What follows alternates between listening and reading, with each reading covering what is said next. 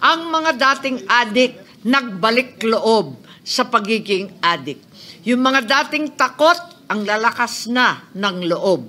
Ang mga pusher, di na nagpo-push back. Ang mga user, himbis gamutin, binigyan ng alibay. Durog na ang Pilipinas. Marami na naman durugistang Pilipino. Marami na naman nakawan dahil naghahanap ng pantustos sa bisyo nila. Laganap na ulit ang krimen dahil laganap na ulit ang droga. Hi, happy days are here again. Ang pinaghirapan linisin ni Presidente Duterte, linamon at linaklak na ng mga buwaya. Buwayang walang kabusugan.